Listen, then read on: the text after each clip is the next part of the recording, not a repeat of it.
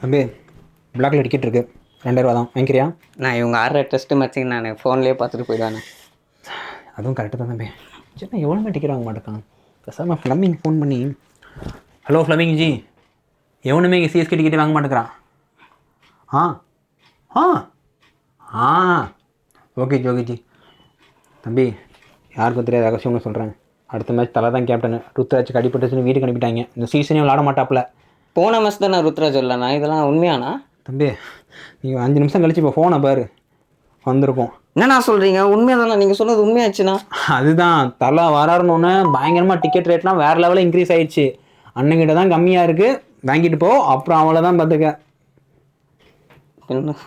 Okay okay, அது வரைக்கும் அப்படியே தெரியல. அப்புறம் அவ்வளோதான் பார்த்து. சரி, அப்போ டிக்கெட் தலை வராரு, ஓகே, அப்புறம் பார்த்துக்க, அவ்வளோதான் பார்த்துக்கன்னு சொல்கிறேன். அதுக்கப்புறம் தலை வராரு, அப்படி இருக்கும் இப்படி இருக்கும், வேறு மாதிரி இருக்கும் மேட்ச்சு அப்படின்னு சொல்கிறீங்க. அப்படி நான் சொன்ன உடனே சூப்பர் சூப்பர் டிக்கெட் கொடுங்க, எனக்கு கொடுத்துருங்கண்ணே அப்படின்னு சொல்ல. அப்போ நான் 12,000 சொன்னேன். என்ன அதுக்குள்ள 12,000 சொல்கிறீங்க அப்படின்ட்டு. ஓகே ரெடியா, அப்படி கற்பிக்கலாம். பார்த்துக்க, தலை வராரு, வேறு லெவலில் இருக்கும். அவர் கேப்டன்சி பண்ணிலாம் முன்னாடி பார்த்தது இப்போல்லாம் வெறித்தனமாக பார்ப்பாங்க. டிக்கெட் ரேட்லாம் பயங்கரமாக இருக்கும். அப்படியே கேட்கும் போது எனக்கே கூஸ் பம்ப் ஆகுது. பார்த்துக்க பார்த்துக்க, மறந்துடாத. அப்புறம் ரேட்டு கூட்டிகிட்டே போயிட்டு இருக்கும். டட்டு புட்டுன்னு வாங்கிக்கோ, அண்ணங்கிட்ட தான் இருக்குது டிக்கெட்டு. சரிண்ணா, இப்போ எனக்கு ஒரு டிக்கெட் தந்துருங்கண்ணா. 12,000 டிக்கெட்டு. என்னண்ணா சொல்கிறீங்க? 12,000 இப்போ தானே 2,000 சொன்னீங்க.